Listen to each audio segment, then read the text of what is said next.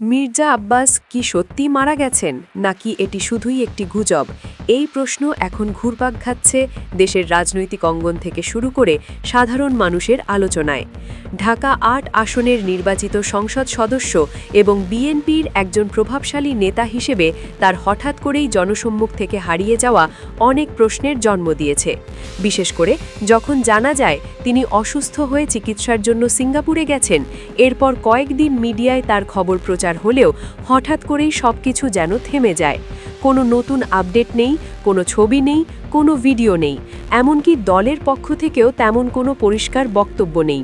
এতে করে স্বাভাবিকভাবেই গুজবের ডালপালা মেলতে শুরু করে।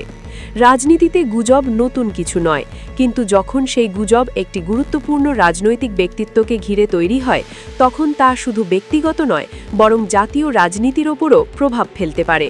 মির্জা আব্বাস দীর্ঘদিন ধরে দেশের রাজনীতিতে সক্রিয়।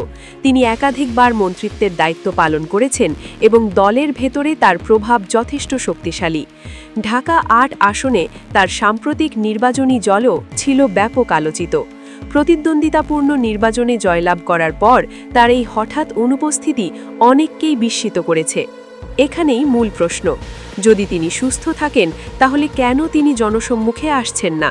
আর যদি অসুস্থ হয়ে থাকেন তাহলে তার বর্তমান শারীরিক অবস্থার বিষয়ে কেন কোনো বিস্তারিত তথ্য প্রকাশ করা হচ্ছে না? সাধারণত একজন সংসদ সদস্য দীর্ঘদিন দেশের বাইরে থাকলে সংসদ কিংবা দলীয়ভাবে কোনো না কোনো আপডেট দেওয়া হয়, কিন্তু এই ক্ষেত্রে যেন এক অদ্ভুত নীরবতা বিরাজ করছে। এই নীরবতাই গুজবের জন্ম দিয়েছে। সামাজিক যোগাযোগ মাধ্যমে ছড়িয়ে পড়েছে নানা ধরনের দাবি। কেউ বলছেন তিনি মারা গেছেন, কেউ বলছেন তিনি গুরুতর অসুস্থ, আবার কেউ বলছেন রাজনৈতিক কোনো কৌশলের কারণে তাকে আড়ালে রাখা হয়েছে। তবে এসব দাবির পক্ষে এখন পর্যন্ত কোনো নির্ভরযোগ্য প্রমাণ পাওয়া যায়নি। মূলধারার গণমাধ্যমও এ বিষয়ে নিশ্চিত কোনো তথ্য দেয়নি। তাহলে প্রশ্ন আসে, গুজবটি ছড়ালো কিভাবে? সাধারণত রাজনৈতিক অঙ্গনে যখন তথ্যের ঘাটতি থাকে, তখনই গুজব জায়গা করে নেয়। মানুষ যখন সত্য জানতে পারে না, তখন তারা নিজেরাই নানা ব্যাখ্যা দাঁড় করায়। এই ক্ষেত্রেও সম্ভবত সেটাই ঘটেছে। মির্জা আব্বাসের দীর্ঘ অনুপস্থিতি, দলীয় নীরবতা এবং মিডিয়ার অনাগ্রহ সবকিছু মিলে একটি শূন্যতা তৈরি করেছে, আর সেই শূন্যতাই গুজবের জন্ম দিয়েছে। আরেকটি গুরুত্বপূর্ণ দিক হল রাজনৈতিক স্বার্থ। কিছু বিশ্লেষক মনে করছেন এই গুজবের পেছনে রাজনৈতিক উদ্দেশ্য থাকতে পারে, কারণ একজন এমপি মারা গেলে তার আসনে উপনির্বাচন অনুষ্ঠিত হয়। ঢাকা ৮ আসনটি অত্যন্ত গুরুত্বপূর্ণ এবং প্রতিদ্বন্দ্বিতাপূর্ণ। যদি সত্যিই এমন কিছু ঘটে থাকে, তাহলে তার রাজনৈতিক সমীকরণে বড় ধরনের পরিবর্তন আনতে পারে। তাই কেউ কেউ ধারণা করছেন এই গুজব ছড়িয়ে দিয়ে রাজনৈতিক চাপ তৈরি করার চেষ্টা করা হচ্ছে। অন্যদিকে আবার অনেকে বলছেন, যদি গুজবটি সম্পূর্ণ মিথ্যা হয় তাহলে সেটি খণ্ডন করতে এত দেরি কেন? একটা সাধারণ বিবৃতি দিলেই তো বিষয়টি পরিষ্কার হয়ে যেত, কিন্তু সেটিও করা হয়নি। ফলে সন্দেহ আরও ঘনীভূত হয়েছে। মির্জা আব্বাস কি সত্যিই মারা গেছেন নাকি এটি শুধুই একটি গুজব? এই প্রশ্ন এখন ঘুরপাক খাচ্ছে দেশের রাজনৈতিক অঙ্গন থেকে শুরু করে সাধারণ মানুষের আলোচনায়। ঢাকা ৮ আসনের নির্বাচিত সংসদ সদস্য এবং বিএনপির একজন প্রভাবশালী নেতা হিসেবে তার হঠাৎ করেই জনসম্মুখ থেকে হারিয়ে যাওয়া অনেক প্রশ্নের জন্ম দিয়েছে। বিশেষ করে যখন জানা যায় তিনি অসুস্থ হয়ে চিকিৎসার জন্য সিঙ্গাপুরে গেছেন, এরপর কয়েকদিন মিডিয়ায় তার খবর প্রচার হলেও হঠাৎ করেই সবকিছু যেন থেমে যায়। কোনো নতুন আপডেট নেই, কোনো ছবি নেই, কোনো ভিডিও নেই, এমনকি দলের পক্ষ থেকেও তেমন কোনো পরিষ্কার বক্তব্য নেই। এতে করে স্বাভাবিকভাবেই গুজবের ডালপালা মেলতে শুরু করে। রাজনীতিতে গুজব নতুন কিছু নয়, কিন্তু যখন সেই গুজব একটি গুরুত্বপূর্ণ রাজনৈতিক ব্যক্তিত্বকে ঘিরে তৈরি হয়, তখন তা শুধু ব্যক্তিগত নয়, বরং জাতীয় রাজনীতির ওপরও প্রভাব ফেলতে পারে। মির্জা আব্বাস দীর্ঘদিন ধরে দেশের রাজনীতিতে সক্রিয়। তিনি একাধিকবার মন্ত্রিত্বের দায়িত্ব পালন করেছেন এবং দলের ভেতরে তার প্রভাব যথেষ্ট শক্তিশালী। ঢাকা ৮ আসনে তার সাম্প্রতিক নির্বাচনী জলও ছিল ব্যাপক আলোচিত। প্রতিদ্বন্দ্বিতাপূর্ণ নির্বাচনে জয়লাভ করার পর তার এই হঠাৎ অনুপস্থিতি অনেককেই বিস্মিত করেছে।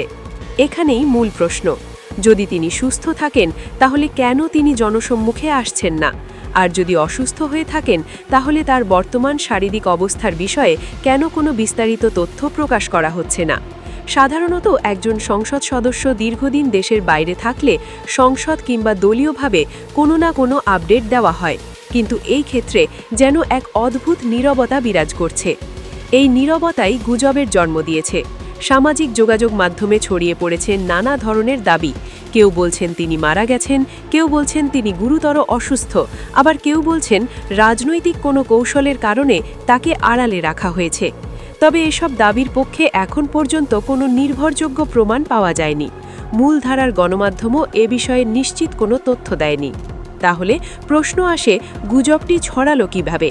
সাধারণত রাজনৈতিক অঙ্গনে যখন তথ্যের ঘাটতি থাকে তখনই গুজব জায়গা করে নেয়। মানুষ যখন সত্য জানতে পারে না তখন তারা নিজেরাই নানা ব্যাখ্যা দাঁড় করায়।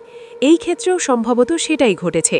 মির্জা আব্বাসের দীর্ঘ অনুপস্থিতি, দলীয় নীরবতা এবং মিডিয়ার অনাগ্রহ সবকিছু মিলে একটি শূন্যতা তৈরি করেছে, আর সেই শূন্যতাই গুজবের জন্ম দিয়েছে। আরেকটি গুরুত্বপূর্ণ দিক হল রাজনৈতিক স্বার্থ। কিছু বিশ্লেষক মনে করছেন এই গুজবের পেছনে রাজনৈতিক উদ্দেশ্য থাকতে পারে, কারণ একজন এমপি মারা গেলে তার আসনে উপনির্বাচন অনুষ্ঠিত হয়। ঢাকা ৮ আসনটি অত্যন্ত গুরুত্বপূর্ণ এবং প্রতিদ্বন্দ্বিতাপূর্ণ। যদি সত্যিই এমন কিছু ঘটে থাকে তাহলে তার রাজনৈতিক সমীকরণে বড় ধরনের পরিবর্তন আনতে পারে। তাই কেউ কেউ ধারণা করছেন এই গুজব ছড়িয়ে দিয়ে রাজনৈতিক চাপ তৈরি করার চেষ্টা করা হচ্ছে। অন্যদিকে আবার অনেকে বলছেন, যদি গুজবটি সম্পূর্ণ মিথ্যা হয় তাহলে সেটি খণ্ডন করতে এত দেরি কেন?